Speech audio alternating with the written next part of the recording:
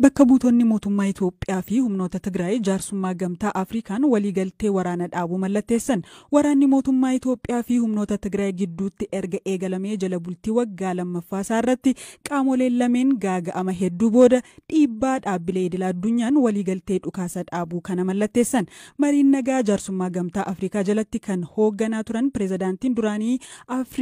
Pireezidaantiin duraanii Naayijeeriyaa Olusegun Obasanjoo duula walirraa hin cinne booda TPLF fi mootummaa Itoophiyaa waliigaltee waraana dhaabuu irra gahaniiru jedhan. Kunis xumura marii araaraa osoo hin taane jalqabbii gaariidha jedhaniiru. Ibsa waliigaltee qabxiilee 12 qabu kan fuula jalqabaa kan dubbisan gorsaa nageenyaa ministeera muummee Reedwaan Huseen Kayootaan kan itti aanu kan dubbisan immoo dubbii himaa TPLF Geetaachoo Raddaadha. Waan isaan jedhan kunooti. The representatives of the government of the Federal Democratic Republic of Ethiopia and the TPLF have agreed to announce to the people of Ethiopia and the rest of the world that after 10 days of intensive negotiations have concluded a peace agreement. Mootummaan Federaalaa Rippaabilika Dimokiraatawaa Itoophiyaa fi TPLF waliigaltee nagaa waarawaa fi waraana dhaabuu kanaan bakka bu'oonni mootummaa Federaalaa Itoophiyaa fi TPLF marii cimaa guyyoota 10 booda waliigaltee nagaa irra gahuu isaanii uummata Itoophiyaa fi addunyaa maraaf beeksisuu barbaanna. Galammeessoo dhaabbataan dhukaasa dhaabuu fi kaaba Itoophiyaatti lola ganna lamaaf tureetti xumura kennuuf waliigalleerra. Kasadeessoo ammoo waraanni kun mancaatii lubbuu namaa fi gaagaama hedduu fideera. Kanaafuu boqonnaa wal dhabdee boodatti dhiifnee nagaa fi tasgabbiin jiraachuuf fedhii uummata Itoophiyaa maraati. Fourth, it is fundamental that we reaffirmed our commitment to safeguarding the sovereignty and territorial integrity of Ethiopia. Afreessoo ammoo walabummaa fi kabajni daangaa Itoophiyaa kabajamuu akka qabuu fi heerri mootummaa biyyattii kabajamuu akka qabu waliigalleerra. Kanaafuu Itoophiyaan humna ittisaa tokko callaa qabdi.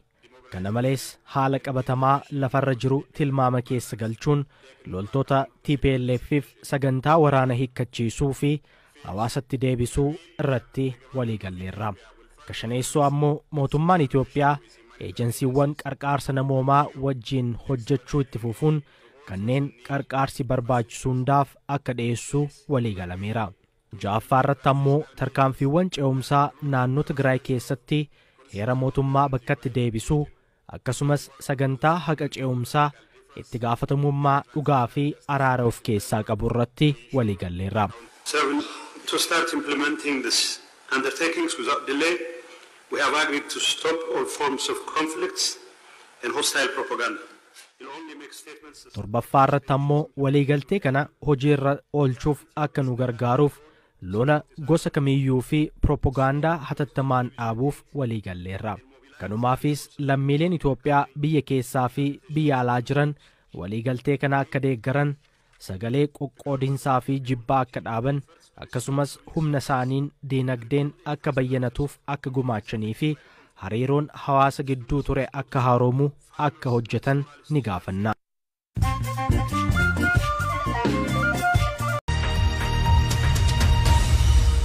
Kun sagantaa BBC Afaan Oromooti. Nu waliin tura.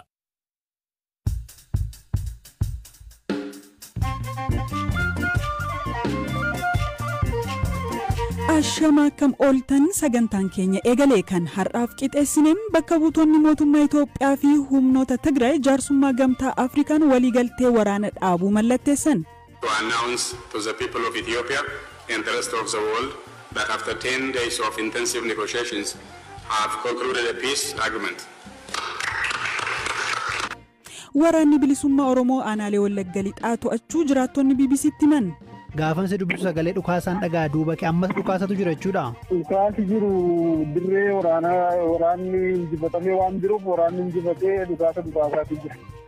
Odeessaalee gaggabaaboos qabnaa sagantichaaf Raa'ol Balaay dhiyeessa.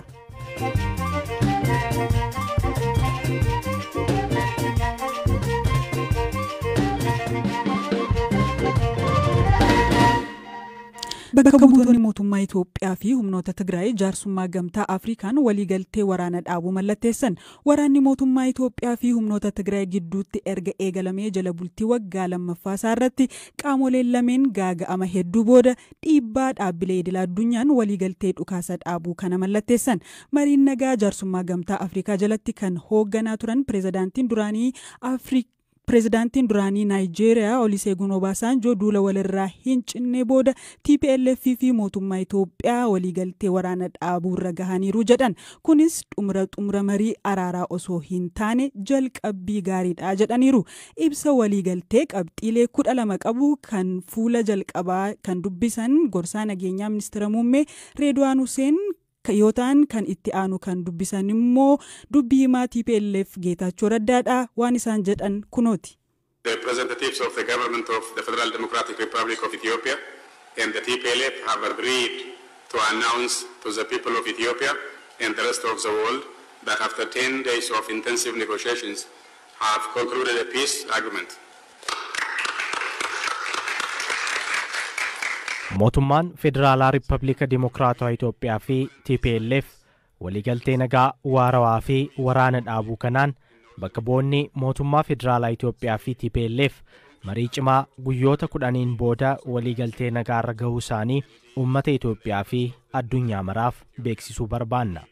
Galammeessoo dhaabbataan dhukaasa dhaabuu fi kaaba Itoophiyaatti lola ganna lamaaf tureetti xumura kennuuf waliigalleerra. Kasadeessoo ammoo waraanni kun mancaatii lubbuu namaa fi gaagaama hedduu fideera. Kanaafuu boqonnaa wal dhabdee boodatti dhiifnee nagaa fi tasgabbiin jiraachuuf fedhii uummata Itoophiyaa maraati. Fourth, it is fundamental that we reaffirmed our commitment to safeguarding the sovereignty and territorial integrity of Ethiopia. Afreessoo ammoo walabummaa fi kabajni daangaa Itoophiyaa kabajamuu akka qabuu fi heerri mootummaa biyyattii kabajamuu akka qabu waliigalleerra. Kanaafuu Itoophiyaan humna ittisaa tokko callaa qabdi. Kana malees haala qabatamaa lafarra jiru tilmaama keessa galchuun loltoota TPLF'if sagantaa waraana hiikkachiisuu fi hawaasatti deebisuu irratti waliigalleerra. Kashaneessoo ammoo mootummaan Itoophiyaa eejensiiwwan qarqaarsa namoomaa wajjin hojjechuu itti fufuun kanneen qarqaarsi barbaachisu hundaaf akka dhiyeessu waliigalameera. Ja'affaarratti ammoo tarkaanfiiwwan ce'umsaa naannoo Tigraay keessatti heera mootummaa bakkatti deebisuu akkasumas sagantaa haqa ce'umsaa itti gaafatamummaa dhugaa fi araara of keessaa qabu irratti waliigalleerra. To start implementing this undertakings without delay, we have agreed to stop all forms of conflicts and hostile propaganda.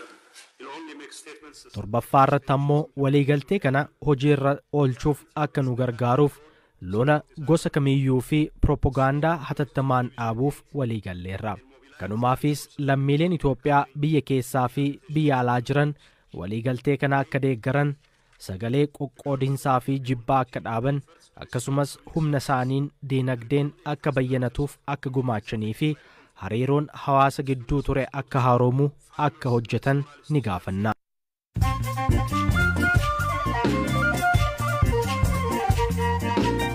Dhaggeeffattoota keenya ammammoo odeessaalee gaggabaaboon isinitti hima.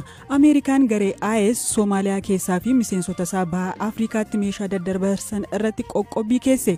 Gareen IS bakkeewwan kaaba baha biyyattii bara 2015 irraa eegalee socho'aa kan jiru yoo ta'u lammiilee nagaa irratti dabalatee haleellaa raawwata. Kooriyaan kaabaa fi Kooriyaan kibbaa yeroo jalqabaaf misaa'ela walitti dhukaasan. Jalqaba Kooriyaan kaabaa misaa'ela daangaa bishaanii Kooriyaa kibbaa seenee dhukaaste. Misaa'elli fageenya gabaabaa imalu fageenya kiiloomeetira 60 irratti yoo qubatu magaalaa Kooriyaa kibbaa Sookotti alaarmii yookiin akeekkachiisa qilleensarraa hordofsiiseera. Keeniyaatti arbi haadhoon ardii Afrikaatti waggaa dheeraa jiraattee du'uu ishee tajaajilli kunuunsa bineensota bosonaa biyyattii beeksise. Maqaan ishee Diidaa yookiin Giiftii